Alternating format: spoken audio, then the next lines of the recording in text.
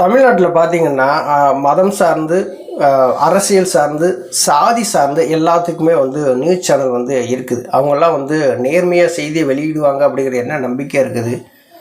அவங்கவுங்க சுயநலத்துக்காக அவங்கவுங்களுடைய அரசியலுக்காகத்தான் இவங்க நியூஸே வந்து வெளியிடுறாங்க. இதை பார்த்தா வந்து எவ்வளோ வியூஸ் போகும், எவ்வளோ லைக் போகும், நம்மளுடைய டிஆர்பி ரேட் எப்படி இருக்கும் அப்படிங்கிற மாதிரி தான் அவங்க வந்து செய்திகளை வந்து வெளியிடுறாங்க. ஐயா ஓபிஎஸ் அவர்கள் வந்து திமுக வந்து செய்யக்கூடிய தவறுகளெல்லாம் சுட்டி காட்டுறாங்க. இதையெல்லாம் இப்படி செய்யுங்க அப்படின்னு சொல்லி ஒரு அறிவுறுத்தல் வந்து சொல்கிறாங்க, ஒரு அறிக்கையை வெளியிடுறாங்க, எல்லாமே பண்ணுறாங்க. எந்த சேனல்லையாவது வருதான்னு பார்த்தீங்களா? ஒரு சேனல்லையும் வந்து வராது. ஒரு சில சேனல்கள் மட்டும் கொஞ்சம் நேர்மையாக இருக்காங்க. அவங்க மட்டுமே வந்து ஐயா ஓபிஎஸ்னுடைய அறிக்கையை வந்து வெளியிடுறாங்க. இன்றைக்கி ஒரு பேப்பரில் வந்து பார்த்தேன். அதில் பார்த்தீங்கன்னா ஓபிஎஸ் வந்து மாநாடை வந்து ஒத்தி வச்சதுனால பின்னாடி இருக்கக்கூடிய நிர்வாகிகள் எல்லாருமே எடப்பாடி பழனிசாமியை சந்திக்க இருக்கிறாங்க அப்படின்னு சொல்லி போட்டிருக்கிறாங்க. அதை பற்றி நம்ம பார்க்க போகிறோம். அனைவருக்கும் வணக்கம். தொடர்ந்து ஆதரவளிக்க வர அனைத்து அன்பு உள்ளங்களுக்கும் மிக்க நன்றி. ஃபஸ்ட் டைம் இந்த சேனலை நீங்கள் பார்க்குறீங்க அப்படின்னா சப்ஸ்கிரைப் பண்ணி பாருங்கள். வாங்க வீடியோக்குள்ளே போகலாம். ஐயா ஓபிஎஸ் அவர்கள் வந்து செப்டம்பர் 4 ஒரு மதுரையில் ஒரு மாநிலம் தழுவிய ஒரு மாநாடு நடத்த இருப்பதாக ஒரு அறிவிப்பு ஒன்று வெளியிட்டாங்க. அந்த மாநாடு வந்து திடீர்னு வந்து ஒத்தி வச்சிருக்கிறாங்க அப்படின்னு வந்து பேசுகிறாங்க.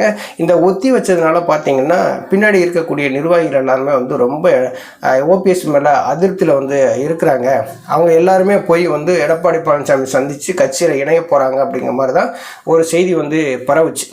இப்போ என்டிஏ கூட்டணி விட்டு ஐயா ஓபிஎஸ் அவர்கள் வந்து வெளியில் வந்தாங்க அப்படின்னா முழுக்க தொண்டர்களுடைய எண்ணத்தின் பிரதிபலிப்பு தான் என்டிஏ கூட்டணியிலேருந்து வெளியில் வந்தாங்க. 3 முறை வந்து தமிழ்நாடு வந்த மத்திய உள்துறை அமைச்சர் அமித்ஷா அவர் வந்து ஐயா ஓபிஎஸ் அவர்களை சந்திக்கவே கிடையாது. எடப்பாடி பழனிசாமியோட கூட்டணி வச்சுட்டு அவங்க வரல வந்து ஒரு ப்ரெஸ் மீட் நடத்திட்டு போயிட்டாங்க. தமிழ்நாட்டை பொறுத்தளவு பார்த்தீங்கன்னா பிஜேபி வந்து 18% வாக்கு நாங்கள் வச்சுருக்கோம் அப்படின்னு சொல்லி பேசுகிறாங்க இல்லையா? வாயிலேயே பேசுகிறாங்க, எல்லா இடத்துலையும் பேசுகிறாங்க. அமித்ஷா வந்தவரே அதைத்தான் பேசிட்டு போயிருக்கார். பிஜேபி தமிழ்நாட்டில் 18% வாக்கு வந்துடுச்சு அப்படின்னு. பிஜேபிக்குன்னு தமிழ்நாட்டில் எத்தனை சதவீத வாக்கு இருக்குது? மிஞ்சி போனால் ஒரு 3 to 4% வாக்கு இருக்குமா? அதுக்கு மேலே கிடையாது. இப்போ என்டிஏ கூட்டணி சொல்லிட்டு தமிழகத்தில் வந்து அண்ணாமலை வந்து உருவாக்குனார். இன்றைக்கி நயினார் நாகேந்திரன் என்டிஏ கூட்டணிக்குள்ளே இருக்கக்கூடிய கட்சிகளை புறாமே வந்து வெளியேற்றுறாரு. அண்ணாமலை வந்து உருவாக்குனார், நயினார் நாகேந்திரன் வந்து எல்லாத்தையுமே வந்து வெளியேற்றுறாரு. இப்போ என்டிஏ கூட்டணிக்கு 18% வாக்குகள் வந்து கிடச்சிருக்கு அப்படின்னா அது எப்படி கிடச்சது? பிஜேபிக்கு மிஞ்சி போனால் ஒரு 3 to 4% வாக்குகள் இருக்குமா? அவ்வளவுதான் இருக்கும் தமிழ்நாட்டில். இன்றைக்கி வந்து ஐயா ஓபிஎஸ் அவர்களும் டிடிவி தினகரனும் என்டிஏ கூட்டணிக்குள்ளே இல்லை அப்படின்னா அந்த 18% வாக்கு வந்து கிடச்சிருக்கிறார். இது எல்லாத்துக்குமே தெரிஞ்சது தான். ஐயா ஓபிஎஸ் அவர்கள் என்டிஏ கூட்டணியில் இருக்கும்போது ஐயா ஓபிஎஸ் அவர்களை பற்றி புகழ்ந்து எழுதினாங்க, எடப்பாடி பழனிசாமியை பற்றி விமர்சனம் பண்ணாங்க. இன்றைக்கி என்னாச்சு அப்படின்னா அதே பத்திரிக்கை வந்து ஐயா ஓபிஎஸ் அவர்கள் விமர்சனம் பண்ணுறாங்க, எடப்பாடி பழனிசாமியை தூக்கி பிடிக்கிறாங்க, பிஜேபி வந்து தூக்கி பிடிக்கிறாங்க. ஆனால் இந்த பத்திரிகையில் பார்த்தீங்கன்னா ஆர்எஸ்எஸ் இயக்கத்துக்கு சாதகமாகவும் பிஜேபிக்கு சாதகமாகவும் எடப்பாடி பழனிசாமிக்கு சாதகமாகவும் தான் இன்றைக்கி அதை எழுதுகிறாங்க. மக்கள் வந்து அதிகமாக அந்த பத்திரிகையை வாங்கணுங்கிறதுக்காக இந்த ஹெட்டிங்கில் போடுறாங்களா அப்படின்னு தெரியல. அவங்களுடைய நியூஸ் சேனல்னு சொல்லி பார்த்தீங்கன்னா அதுலேயும் வந்து அவங்களுடைய லைக்ஸு வியூஸு டிஆர்பி ரேட்டை ஏற்றுறதுக்காக அவங்க என்னென்ன செய்ய முடியும் செய்வாங்க. இன்னைக்கு எல்லாமே பார்த்தீங்கன்னா வியாபார ரீதியாக எல்லாமே போயிருச்சு. யார்ட்டுமே வந்து பத்திரிகையிலையோ வந்து ஊடகத்திலேயோ வந்து நம்ம நீதி நேர்மை நியாயம்லாம் வந்து எதிர்பார்க்க முடியாது. காசு கொடுக்குற வரைக்கும் தான் அது வந்து பலன். காசு இல்லை அப்படின்னா அதை ஒன்றுமே வந்து கண்டுக்கிற மாட்டாங்க. ஐயா ஓபிஎஸ் அவர்கள் வந்து திமுகவை எதிர்த்து திமுக செய்யக்கூடிய தவறுகளை சுட்டி காட்டி அவ்வப்போது வந்து அறிக்கைகள் வெளியிட்டே இருக்கிறாங்க. ஒரு சில ஊடகங்களை தவிர்த்து மற்ற ஊடகங்கள் எதுவுமே வந்து வெளியிடுறதே கிடையாது. இன்றைக்கி அந்த மாதிரி ஒரு சூழ்நிலை. ஏன்னா ஒரு சாதிக்கு ஒரு சேனல் ஆகி போச்சு, இன்றைக்கி வந்து ஒரு மதத்துக்கு ஒரு சேனல் ஆகி போச்சு, ஒரு அரசியல் கட்சிக்குன்னு ஒரு சேனல் ஆகி போச்சு. அப்படி தனித்தனியாக வச்சுட்டு இருக்கும்போது அவங்களுடைய சுயநலத்துக்காக தானே பார்ப்பாங்க. அடுத்தவங்களை வளர்ச்சி அடைகிறதுக்கு அவங்க வந்து சேனல் வச்சுருக்கிறாங்க. இன்றைக்கி அந்த பத்திரிகையில் என்ன போட்டிருக்காங்க அப்படின்னா ஓபிஎஸ் வந்து செப்டம்பர் 4 நடைபெற இருந்த அந்த மாநாட்டை வந்து ஒத்தி வச்சுட்டாரு. அதனால் பின்னாடி இருக்கக்கூடிய நிர்வாகிகள் என்ன பண்ணிட்டாங்க, இன்னைக்கு எடப்பாடி பழனிசாமி அவர்களை சந்தித்து நம்ம வந்து அதிமுகவில் இணைஞ்சிடணும் அப்படிங்கிற மாதிரி வந்து போட்டிருக்கிறாங்க. என்டிஏ கூட்டணி விட்டு ஐயா ஓபிஎஸ் அவர்கள் எதுனால வெளியில் வந்தாங்க? இது 3 முறை தமிழ்நாடு வந்தார் மத்திய உள்துறை அமைச்சர் அமித்ஷா அவர்கள். ஐயா ஓபிஎஸ் அவர்களை சந்திக்கலை.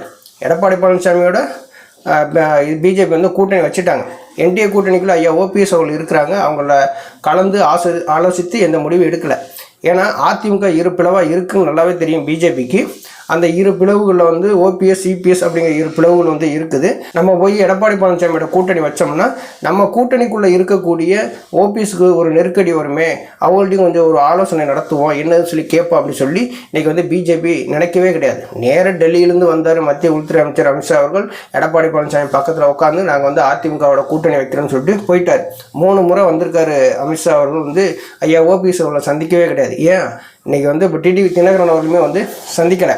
அப்போ தொண்டர்களுடைய எண்ணத்தை பிரதிபலிக்கக்கூடிய ஒரு தலைமை அப்படின்னா ஐயா ஓபிஎஸ் அவர்கள் தான்.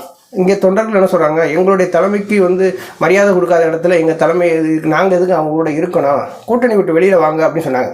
ஐயா ஓபிஎஸ் அவர்களுமே வந்து தொண்டர்களுடைய கருத்தை எண்ணங்களை பிரதிபலித்து அந்த என்டிஏ கூட்டணி விட்டு வெளியில் வந்துட்டாங்க.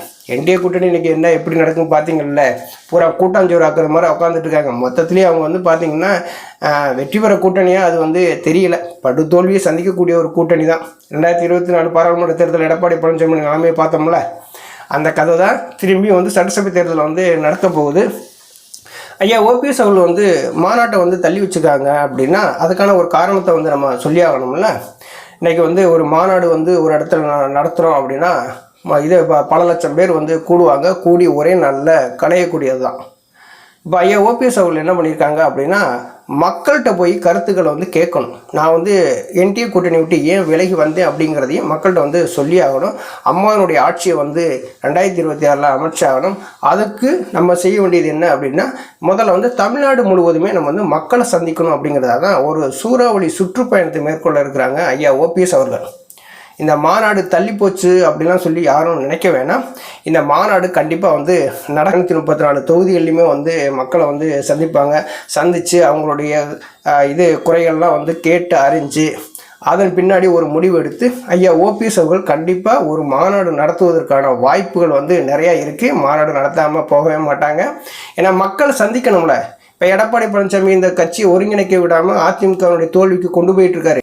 இப்போ எடப்பாடி பழனிசாமி தலைமையில் அதிமுக வந்து தேர்தல் சந்தித்தா கண்டிப்பாக வந்து வெற்றி பெற முடியாது. அதிமுக வந்து ஒருங்கிணைக்கணும். அதிமுக ஒருங்கிணைக்கணும்னு சொல்லி ஐயா ஓபிஎஸ் அவர்கள் தொடர்ந்து வலியுறுத்திட்டு வர்றாங்க. ஆனால் எடப்பாடி பழனிசாமி காதல் போட்டுக்கிறது மாதிரியும் கிடையாது.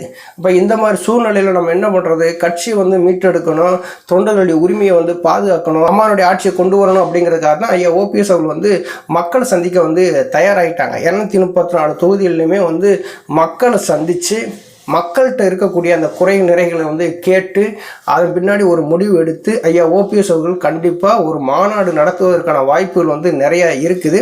இந்த மாநாடு நடத்தாததுனால இன்றைக்கி பின்னாடி இருக்கக்கூடிய நிர்வாகிகள்லாம் வந்து எடப்பாடி பழனிசாமி சந்திக்க இருப்பதாக ஒரு தகவல் அந்த பத்திரிகையிலே வந்து போட்டிருந்துச்சு. என்னைக்கு வந்து ஐயா ஓபிஎஸ் அவர்கள் தர்மயுத்தம் நடத்தி வெளியில் வந்தாங்களோ அன்னைக்கு இருந்த தொண்டர்கள் அப்படியே தான் இருக்கிறாங்க. அன்னைக்கு இன்னும் புதுசாக வந்து நிர்வாகிகள் ஐயா போட்டுக்கிட்டே தான் வந்து இருக்கிறாங்க. யாரும் எடப்பாடி பழனிசாமி பின்னாடி வந்து போகலை. யார் வந்து துரோகம் பண்ணுவா, யார் வந்து விசுவாசமாக இருப்பா அப்படிங்கிறது தொண்டர்களுக்கும் தெரியும், மக்களுக்கும் தெரியும், கூட இருக்கக்கூடிய நிர்வாகிகளுக்குமே வந்து தெரியும். எவ்வளோதோ முறை ஐயா ஓபிஎஸ் அவர்கள் சொல்லி பார்த்துட்டாங்க, எந்த நிபந்தனையும் இல்லை, நாங்கள் வந்து இணைப்புக்கு தயார், நீ வந்து கட்சியை ஒருங்கிணைத்து அம்மாவின் ஆட்சியை கொண்டு வர வழிவகையை பாருங்கள், கட்சியை கைப்பற்றுவதை விட காப்பாற்றுவதற்கான வழியை பாருங்கள், எத்தனை நூற்றாண்டுகள் ஆனாலும் அதிமுகங்கிறது மக்களுக்காகவே இயங்கும் சொல்லி சட்டசபையில் புரட்சித் தலைவி அம்மா அவர்கள் வந்து சூழலித்தாங்க. அவங்களுடைய எண்ணங்களை நிறைவேற்றணும், அவருடைய கனவை நனவாக்கணும் அப்படின்னா அதிமுக ஒருங்கிணைன்னு சொல்லி ஐயா ஓபிஎஸ் அவர்கள் தொடர்ந்து வலியுறுத்திட்டே வர்றாங்க. ஆனால் எடப்பாடி பழனிசாமி காதில் எதுவும் விழுகிறது மாதிரி இல்லை, செவிடங்காதில் சங்குதுன மாதிரி அப்படியே வந்து போயிடுறாரு. இவர் எடப்பாடி பழனிசாமினால வெற்றி பெற முடியுமா? முடியாது. எடப்பாடி பழனிசாமி பிஜேபி சேர்ந்து வந்து வெற்றி பெற முடியுமா? அதுவும் முடியாது. இந்த மாதிரியான ஒரு சூழ்நிலை வந்து இருக்குது. ஓபிஎஸ் வந்து எப்படியாவது கட்சியை வந்து ஒருங்கிணைச்சிருவாங்கன்னு சொல்லி நாங்கள் நினச்சி பார்த்தோம். அதனால் வந்து அவர் ஒருங்கிணைக்க மாதிரியும் இல்லை, எந்த விதமான ஒரு முடிவுகளும் வந்து காலதாமதமாக வந்து எடுக்கிறாரு. அதனால் வந்து இதை வந்து நம்மளுடைய எதிர்காலத்துக்கு, அரசியல் எதிர்காலத்துக்கே ஒரு கேள்விக்குறியாயிருச்சு அப்படின்னு சொல்லி அங்கே இருக்கிற நிர்வாகிகள்லாம் போய் எடப்பாடி பழனிசாமி சந்திக்க போகிறாங்க அப்படிங்கிறதையும் போட்டிருக்கிறாங்க. இங்கே இருக்கக்கூடிய நிர்வாகிகள் யாரும் ஒருத்த கூட எடப்பாடி பழனிசாமி சந்திப்பதற்கான எந்த விதமான எண்ணமும் கிடையாது. துரோகத்தில் ஊறுன ஒரு மனிதரோடு விசுவாசத்தோடு இருக்கக்கூடிய ஒரு நபர்கள் வந்து போய் சந்திப்பாங்களா? கொஞ்சம் யோசிச்சு பாருங்கள். இன்றைக்கி கட்சி என்ன பண்ணியிருக்காரு, விதி என்ன பண்ணியிருக்காரு, பொதுச்செயலாளர் என்ன பண்ணியிருக்காரு, தொண்டர்கள் என்ன பண்ணியிருக்கிறாரு, கட்சியினுடைய வளர்ச்சிக்கு ஏதாவது வந்து எடப்பாடி பழனிசாமி உதவி இருக்கிறாரா? எதுவும் கிடையாது. பொதுச்செயலாளர் பதவியை காப்பாற்றிக்கிறதுக்காக எடப்பாடி பழனிசாமி என்னென்ன செய்ய முடியுமோ அந்த வேலைகள் எல்லாம், தில்லாலங்கடி வேலைகள் எல்லாமே வந்து செய்கிறாரு தவிர கட்சியை ஒருங்கிணைத்து தேர்தல் சந்தித்து அம்மானுடைய ஆட்சியை கொண்டு வரணும் அப்படிங்கிற எண்ணம் எடப்பாடி பழனிசாமிக்கு ஒரு துளி கூட வந்து கிடையாது. ஐயா ஓபிஎஸ் அவர்கள் பின்னாடி இருக்கிறவங்க எல்லாருமே வந்து அப்படியே தான் இருக்கிறாங்க. இன்னைக்கு முதற்கொண்டு வந்து அதிமுக தொண்டர் உரிமை மீட்பு குழு சார்பாக பொறுப்புகள் வந்து அறிவிக்கப்பட்டுட்டே இருக்கிறாங்க. இன்றைக்கி அந்த மாதிரியான ஒரு நிலை வந்து உருவாகும்போது இங்கே வந்து பத்திரிகையில் போடுறாங்க, ஓபிஎஸ் வந்து மாநாடு தள்ளி வச்சதுனால பின்னாடி இருக்கக்கூடிய நிர்வாகிகள் எல்லாம் நம்மளுடைய அரசியல் எதிர்காலம் கேள்விக்குறியாயிருச்சு, இவர் வந்து சரியான ஒரு முடிவு எடுக்க மாட்டேங்கிறாரு, காலதாமதமாக எடுக்கிறாரு, அமைதியாகவே இருக்கிறாரு, அதனால் நிர்வாகிகள் எல்லாரும் போய் எடப்பாடி பழனிசாமி போய் சந்திக்கிறாங்க. எடப்பாடி பழனிசாமி கிட்ட போய் ஒரு நிர்வாகியோட போய் சந்திக்க மாட்டாங்க.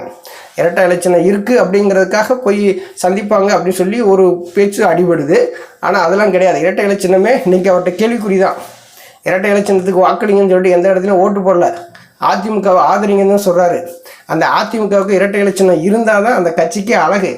எடப்பாடி பழனிசாமி கிட்ட இரட்டை இலச்சினம் இருந்து என்னத்தை சாதிச்சார்? எதுவுமே வந்து சாதிக்கல. தொடர் தோல்வி தானே. விக்கிரவாண்டி இடைத்தேர்தலையும் ஈரோடு கிழக்கு இடைத்தேர்தலையும் போட்டிட்டால் எங்கே நம்ம தோற்று போயிடுவோம்னு சொல்லிட்டு பயந்து ஓடியாந்த ஒரு நபர் தான் எடப்பாடி பழனிசாமி. இவரை நம்பி மக்கள் ஓட்டு போடுவாங்களா? தொண்டர்கள் வேலை செய்வாங்களா? இல்லை ஏதாவது ஒரு கட்சி தான் வந்து இவரோட கூட்டணி வைக்க வருவாங்களா? அப்படி இருக்கும்போது ஐயா ஓபிஎஸ் அவர்களை பற்றி விமர்சனம் பண்ணி இப்படி வந்து பத்திரிகைகள் செய்திகள்லாம் வர்றது முற்றிலும் வந்து தவறானது. இது வந்து இந்த பத்திரிகையில் வந்த செய்தின்னு சொல்லி பார்த்தீங்கன்னா முழுக்க இது வந்து வன்மத்தோடு எழுதப்பட்ட செய்தியாக தான் நம்ம வந்து பார்க்குறோம். இது முழுக்க வதந்தி தான். இதை யாரும் நம்ப தேவையில்லை. எந்த நிர்வாகியும் எடப்பாடி பழனிசாமி சந்திக்க தயாராகவும் இல்லை. அப்படி சந்திக்கிற அளவுக்கு எடப்பாடி பழனிசாமி ஒரு நம்பிக்கைக்குரிய ஆள் வந்து கிடையாது. நன்றி, வணக்கம்.